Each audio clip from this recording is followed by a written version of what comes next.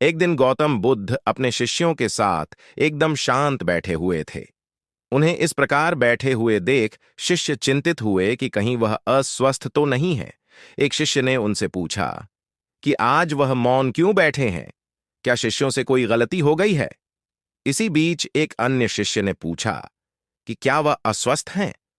पर बुद्ध मौन रहे।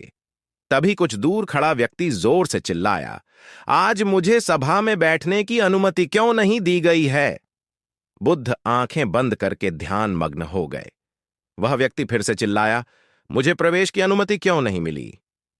इसी बीच एक उदार शिष्य ने उसका पक्ष लेते हुए कहा कि उसे सभा में आने की अनुमति प्रदान की जाए। बुद्ध ने आंखें खोलीं और बोले, नहीं, वह अछूत है, उसे आज्ञा नहीं दी जा सकती। यह सुनकर शिष्यों को बड़ा आश्चर्य हुआ। बुद्ध उनके मन का भाव समझ गए और बोले, हां, वह अछूत है। इस पर कई शिष्य बोले, हमारे आश्रम में जात पात का कोई भेद ही नहीं, फिर वह अछूत कैसे हो गया? तब बुद्ध ने समझाया, आज वह क्रोधित होकर आया है। क्रोध से जीवन की एकाग्रता भंग होती है। क्रोधी व्यक्ति प्राय मानसिक हिंसा कर बैठता है, इसलिए जब तक वह क्रोध में रहता है तब तक अछूत होता है। इसलिए उसे कुछ समय एकांत में खड़े रहना चाहिए। क्रोधित शिष्य भी बुद्ध की बातें सुन रहा था। पश्चाताप की अग्नि में तप कर वह समझ चुका था कि अहिंसा ही मनुष्य का महान कर्तव्य व परम धर्म है।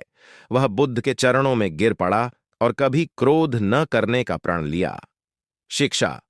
आशय यह है कि क्रोध के कारण व्यक्ति अनर्थ कर बैठता है और पश्चाताप उसे बाद में होता है, जिसका कोई लाभ नहीं मिलता। इसलिए हमें क्रोध नहीं करना चाहिए। असल मायने में क्रोधित व्यक्ति अछूत हो जाता है और उसे अकेला छोड़ देना चाहिए। क्रोध करने से तन, मन और धन तीनों की हानि होती है। क्रोध से ज्यादा हानिकारक कोई और वस्तु नहीं है।